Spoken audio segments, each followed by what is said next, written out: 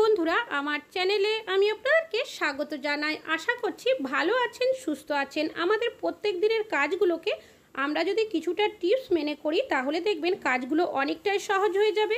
নিজেদের জন্য কিছুটা হলেও সময় বাঁচিয়ে নিতে পারবো, তাছাড়াও আমাদের সংসারের খরচও কিন্তু অনেকটাই কমিয়ে নিতে পারবো।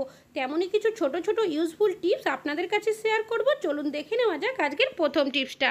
এখানে বেশ কিছুটা ওল টুকরো করে কেটে নিয়েছি। ওল আমরা প্রত্যেকেই বাড়িতে কিন্তু কম বেশি রান্না বান্না করে থাকি, তবে ওল যেভাবেই রান্না করি না কেন অনেক সময় দেখা যায় আমাদের গলা ধরে যায়, আবার গলার মধ্যে চুলকানিও হয়ে থাকে, যার কারণে অনেকে আমরা ওল খেতে পছন্দ করলেও কিন্তু ওল খাই না। তবে আপনারা ওল কিভাবে রান্না করলে আপনাদের গলার মধ্যে চুলকানিও হবে না, এমনকি গলা ধরে যাবে না। আমি একটা কড়াইয়ের মধ্যে দিয়েছি বেশ কিছুটা পরিমাণের জল, আর যে ওলগুলো কেটে রেখেছিলাম সেগুলো এর মধ্যে দিয়ে দিয়েছি। এবার ওলটাকে আমি হাফ সেদ্ধ করে নেব। হাফ যখনই আপনাদের ওলটা সেদ্ধ হয়ে যাবে তখন ওলগুলো এখান থেকে তুলে নেবেন, আর যে এক্সট্রা জলটা থাকবে সেদ্ধ করার সেই জলটা কিন্তু রান্নায় ব্যবহার করা যাবে না, ফেলে দিতে হবে। তারপর আপনারা যেভাবে ওল রান্না করেন ঠিক সেইভাবেই রান্না করে নেবেন। তো দেখতেই পাচ্ছেন ওলটাকে আমি ভেজে তারপর মশলা দিয়ে খুব ভালোভাবে কষিয়ে নিয়েছি। এবার এর মধ্যে দিয়ে দিচ্ছি আমি পরিমাণ মতো লবণ। তারপর এর মধ্যে বেশ কিছুটা জল দিয়ে আমি ওলটাকে আরেকটু সেদ্ধ করে নেব। যখন ওলটা রান্না করে নেওয়া হয়ে যাবে সবার শেষে আমি দিয়ে দেব বেশ কিছুটা পরিমাণে লেবুর রস। আপনাদের কাছে যদি লেবু না থাকে সেক্ষেত্রে আপনারা যে কোনো টক জাতীয় জিনিস ব্যবহার করতে পারেন, তবে অবশ্যই কিন্তু ওল রান্নার সময় যে কোনো টক জাতীয় জিনিস ব্যবহার করতে হবে, তাহলেই কিন্তু আপনাদের ওল খাওয়ার পর গলার মধ্যে চুলকানিও হবে না, এমনকি গলা ধরে আসবে না। আশা করছি আপনাদের এই টিপসটিও অনেক বেশি কাজে আসবে। ভালো লাগলে লাইক করবেন। এখন চলে যাচ্ছি পরবর্তী টিপসে। আমি এখানে নিয়েছি চিনি আমরা প্রত্যেকেই কিন্তু কম বেশি ব্যবহার করে থাকি, তবে এখন যেহেতু বর্ষার সময় চিনি আমরা যে কৌটো বা জারের মধ্যে রাখি না কেন অনেক সময় দেখবেন এইভাবে করে কিন্তু ভিজে ভাব হয়ে যায়, কখনো কখনো দোলাও পেকে যায়। আর এইভাবে ভিজে গেলে চিনি ব্যবহার করতেও আমাদের দেখবেন ইচ্ছে করে না অনেক সময়। তবে আপনাদের যদি এই ধরনের সমস্যা হয় সেক্ষেত্রে আপনারা কি করবেন, আমি এখানে নিয়েছি একটা পেপারের টুকরো, এর মধ্যে দিয়ে দিচ্ছি সামান্য পরিমাণের চাল, আপনারা যে কোনো চাল নিতে পারেন, আর দিয়ে দিলাম দুটো লবঙ্গ। তারপর পেপারটাকে আমি এইভাবে মুড়িয়ে দিচ্ছি। আপনারা আপনাদের সুবিধা অনুযায়ী পেপারটাকে মুড়িয়ে নেবেন। তো দেখতেই পাচ্ছেন একটা পকেটের মতো তৈরি হয়ে গেছে, তার মধ্যে এই পেপারটাকে সাইড থেকে দিয়ে দিয়েছি। আপনারা যদি এইভাবে মোড়াতে না পারেন সেক্ষেত্রে একটা রাবার ব্যান্ড দিয়ে আটকে দেবেন। এবার নিয়েছি এখানে আমি একটা সুচের সাহায্যে এইভাবে করে ফুটো করে দিচ্ছি। আপনারা এখানে সেফটি পিনেরও ব্যবহার করতে পারেন।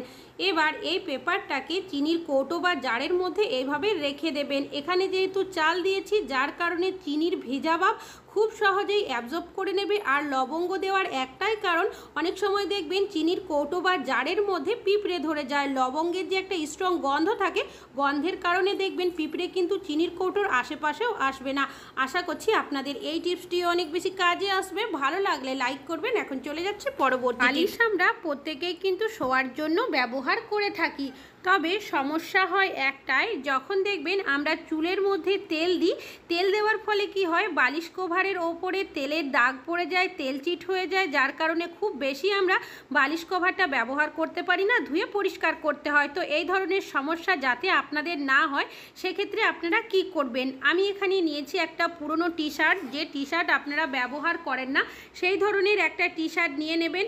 তারপর এই যে বালিশটা রয়েছে টি শার্টের মধ্যে আপনারা এইভাবে করে পরিয়ে দেবেন। তখন আপনারা চুলের মধ্যে তেল লাগাবেন তার আগে যদি আপনাদের পুরনো টি শার্ট এইভাবে করে বালিশ কভারের মধ্যে পরিয়ে রাখেন সেক্ষেত্রে আপনাদের সুবিধা হবে একটাই, বালিশ কভারের মধ্যে কিন্তু তেল চিটের দাগ নোংরা বসবে না, আর পরে আপনারা কিন্তু টি শার্টটা খুলেও রেখে দিতে পারেন। তো দেখতেই পাচ্ছেন এইভাবে করে আমি টি শার্টটাকে পরিয়ে দিয়েছি। যে হাতাগুলো রয়েছে ভেতরের দিকে আমি এইভাবে করে দিয়ে দেব। আপনারা যদি হাতার সাইডগুলো এইভাবে ভেতরের দিকে দিয়ে দেন, তারপর টি শার্টের নিচের যে সাইডটা রয়েছে সেটাও যদি মুড়িয়ে দেন, তাহলে কিন্তু এই ধরনের পুরনো টি শার্টগুলো কোনো কাটাকাটি বা সেলাইয়ের ঝামেলা ছাড়াই খুব সহজেই একটা কিন্তু বালিশ কভারের মতো হয়ে যাবে। আর দেখতেই পাচ্ছেন এটা দেখতেও কিন্তু সুন্দর লাগছে। তাছাড়াও পুরনো টি শার্ট আপনারা কিন্তু এইভাবে করে ব্যবহার করতে পারবেন। আশা করছি এই টিপসটা আপনাদের অনেক বেশি কাজে আসবে। ভালো লাগলে লাইক করবেন। এখন চলে যাচ্ছি পরবর্তী টিপসে। এখানে নিয়েছি জিরের প্যাকেট। জিরে আমরা প্রত্যেকেই কিন্তু রান্নাবান্না করার জন্য ব্যবহার করে থাকি, তবে আমরা জিরে প্যাকেটের মধ্যে নিয়ে আসলেও প্রথমে কিন্তু খোলা অবস্থাতেই জিরে থাকে। তো তখন অনেক সময় দেখবেন জিরের মধ্যে নোংরা ধুলো থেকে যায়। তো আমরা যখনই জিরে বাড়িতে নিয়ে আসি সেটা খোলা হোক বা প্যাকেটে কোনো কৌটো বা জারের মধ্যে রেখে দিই। তারপর যখনই কোনো রান্নাতে ব্যবহার করি সেক্ষেত্রে অনেক সময় দেখা যায় সেই রান্নার মধ্যে কিন্তু বালির টুকরো বা ধুলো থেকে যায়। যখন আমরা সেটা খাই আমাদের মুখের মধ্যে পড়ে, যেটা কিনা একদমই বাজে লাগে। তবে জিরে যখনই রান্নাতে ব্যবহার করবেন অবশ্যই কিন্তু ধুয়ে তারপর ব্যবহার করা উচিত। তবে যদি কোনোভাবে ধোয়া না হয় বা ধুতে না পারেন সেক্ষেত্রে একটা কাজ কিন্তু আপনারা করে রাখতে পারেন। যখন জিরে নিয়ে আসবেন, নিয়ে নেবেন একটা এই ধরনের আটা চালনি। তারপর এইভাবে করে আপনারা কিন্তু চেলে নেবেন। এতে কি হবে, যদি জিরের মধ্যে কোনো নোংরা ধুলো থাকে সেক্ষেত্রে দেখবেন খুব সহজেই কিন্তু এই চালনির সাহায্যে আপনারা চেলে নিতে পারবেন। তো দেখতেই পাচ্ছেন বন্ধুরা যে গুঁড়ো গুঁড়ো অংশগুলো ছিল সেগুলো কিন্তু আমার পড়ে গেছে। এবার কিন্তু আপনারা এই জিরেগুলো রান্নাতে ব্যবহার করতে পারবেন। আশা করছি আপনাদের এই টিপসটিও অনেক বেশি কাজে আসবে। ভালো লাগলে লাইক করবেন। এখন চলে যাচ্ছি পরবর্তী টিপসে। স্কুল ড্রেস হোক কি বড়দের এই ধরনের সাদা টি শার্ট, এই টি শার্টগুলো দেখবেন 1 থেকে 2 দিন পরার পরেই কিন্তু কলারের যে জায়গাটা থাকে তার মধ্যে নোংরা জমে যায়, যার কারণে খুব বেশি কিন্তু এই টি শার্টগুলো ব্যবহার করা যায় না। তখন কিন্তু আমাদের অনেকটাই ঘষাঘষি করে পরিষ্কার করতে হয়। তো আপনারা যখনই এই ধরনের টি শার্ট ব্যবহার করবেন বা স্কুল ড্রেস ব্যবহার করবেন তার আগে নিয়ে নেবেন আপনারা যে কোনো পাউডার, এই কলারের জায়গার মধ্যে এইভাবে করে দিয়ে দেবেন। তারপর হাতের সাহায্যে এভাবে ঘষে দেবেন। এতে কি হবে, পাউডারের একটা কোডিং হয়ে যাবে। তখনই আপনাদের শরীরের ঘাম দেবে, সেই ঘাম দেখবেন এই পাউডার দেওয়ার কারণে অ্যাবজর্ব করে নেবে। আরও একটা কাজ করে নিতে পারেন আপনারা, আয়রনের সাহায্যে একটু যদি প্রেস করে নেন সেক্ষেত্রে দেখবেন পাউডারটা কিন্তু অনেকক্ষণ পর্যন্ত কলারের মধ্যে ফিক্স থাকবে, যার কারণে কলারের যে নোংরাগুলো বসে সেটা কিন্তু খুব সহজে কলারের মধ্যে বসবে না। আরও বেশ কিছুদিন আপনারা কিন্তু এই ধরনের টি শার্ট বা স্কুল ড্রেসগুলো ব্যবহার করতে পারবেন।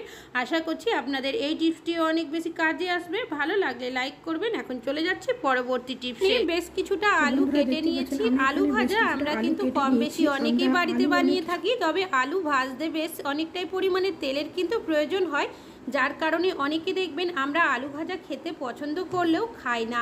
তবে আপনারা কিভাবে আলু ভাজলে খুব বেশি পরিমাণে তেলের প্রয়োজন হবে না। আমি এখানে দিয়ে দিচ্ছি সামান্য পরিমাণের লবণ আর দিয়ে দিচ্ছি সামান্য পরিমাণের হলুদের গুঁড়ো।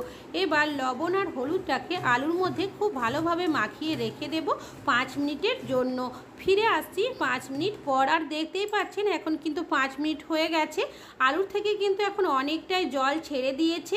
আর 5 মিনিট লবণ হলুদ মেখে রাখার কারণে আলুটা কিন্তু এখন অনেকটাই নরম হয়ে গেছে, যার কারণে আমরা যদি এইভাবে করে আলুটা ভাজি সেক্ষেত্রে দেখবেন আলুটা ভাজাও খুব তাড়াতাড়ি হয়ে যাবে, এমনকি খুব বেশি পরিমাণে তেলেরও কিন্তু প্রয়োজন হবে না। আর যে লবণ হলুদ মেশানো জলটা রয়েছে সেটাও কিন্তু ফেলবো না, একটা কাজে ব্যবহার করব।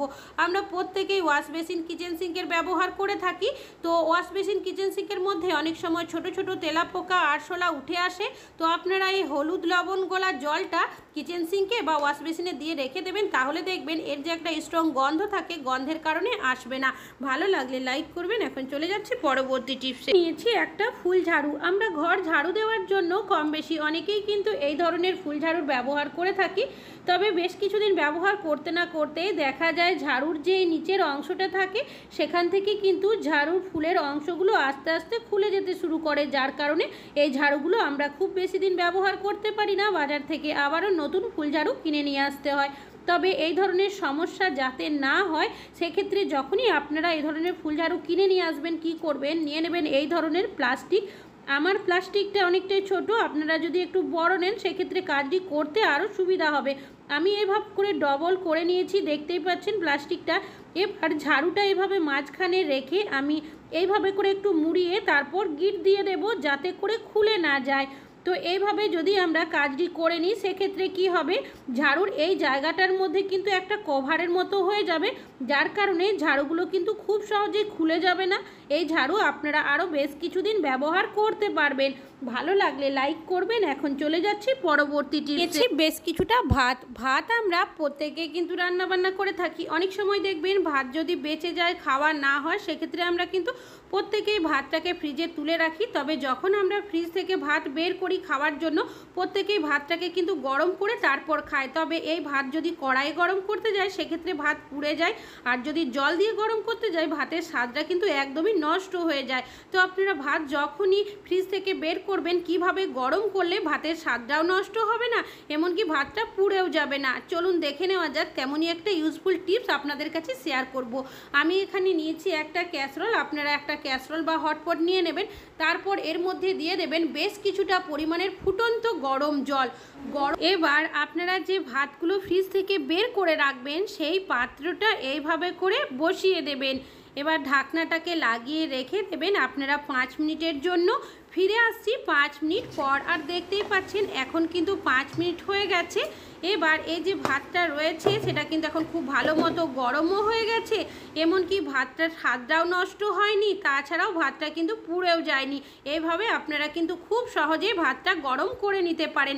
আশা করছি এই টিপসটা আপনাদের অনেক বেশি কাজে আসবে। ভালো লাগলে লাইক করবেন। এখন চলে যাচ্ছি পরবর্তী টিপসে। রান্নাবান্না আমরা কিন্তু কম বেশি অনেকেই করে থাকি। তবে যখন আমরা কোনো কিছু কড়াইয়ের মধ্যে রান্নাবান্না করি, অনেক সময় কি হয়, কড়াইয়ের যে তলার সাইডটা থাকে সেই দিকটা দেখবেন অনেকটাই পুড়ে যায়। আর যদি অনেকটা পুড়ে যায় সেক্ষেত্রে কি হয়, আমাদের কিন্তু অনেকটাই ঘষা মাজা করে কড়াইটা পরিষ্কার করতে হয়। এতে করে আমাদের অনেকটা পরিশ্রমও হয়। তো আপনারা যখনই রান্নাবান্না করবেন দিয়ে দেবেন সামান্য পরিমাণের লবণ, আর দিয়ে দিচ্ছি আমি কিছুটা পরিমাণের জল। জলটাকে লবণের সাথে মিশিয়ে এইভাবে করে কড়াইয়ের চারিদিকে লাগিয়ে দেবে। এতে করে কি হলো, লবণের একটা আস্তরণ হয়ে গেল কড়াইয়ের মধ্যে। এবার এই কড়াইটা দিয়ে আপনাদেরকে আমি রান্না করেও দেখাবো, তাহলে কিন্তু আপনারা নিজেরাই বুঝতে পারবেন। তো দেখতেই পাচ্ছেন কড়াইটা আমি বসিয়ে দিয়েছি, আর এর মধ্যে তেলও দিয়ে দিয়েছি। তেলটা গরম হয়ে গেছে, দিয়ে দিয়েছি লঙ্কা 5 ফোড়ন। এবার আলুটা দিয়ে আমি ভালোভাবে ভেজে নেব। তারপর ওপর থেকে দিয়ে দিচ্ছি আমি ভেন্ডি যেটা ভেজে রেখেছিলাম সেটা। তারপর পরিমাণ মতো মশলা দিয়ে জল দিয়ে দিয়েছি। সবজিটাকে আমি ভালো করে সেদ্ধ করে নেওয়ার পর নামিয়ে আপনাদেরকে কিন্তু কড়াইটা দেখিয়ে দেব, তাহলে কিন্তু আপনারা নিজেরাই বুঝতে পারবেন। তো দেখতেই পাচ্ছেন বন্ধুরা, আমার কিন্তু এই সবজিটা রান্না করে নেওয়া হয়ে গেছে। আর কড়াইটা যেটা লবণ দিয়ে রেখেছিলাম সেই আস্তরণটা কিন্তু এখনও রয়ে গেছে। কোনো রকমের কালি বা পোড়ার দাগ কিন্তু কড়াইয়ের মধ্যে পড়েনি। আমি জল দিয়েও দেখিয়ে দিচ্ছি, দেখতেই পাচ্ছেন কড়াইটা কিন্তু এখনও গরম রয়েছে। এইভাবে যদি আপনারা একটু পরিমাণের লবণ দিয়ে তারপর রান্না করে নেন, তাহলে দেখবেন আমাদের কিন্তু পরিশ্রমটা অনেকটাই কমে যাবে। আশা করছি আপনাদের এই টিপসটিও অনেক বেশি কাজে আসবে। ভালো লাগলে লাইক করবেন। এখন চলে যাচ্ছি পরবর্তী টিপসে। এখন যেহেতু বর্ষাকাল, এই সময় মশার উপদ্রব দেখবেন অনেকটাই থাকে।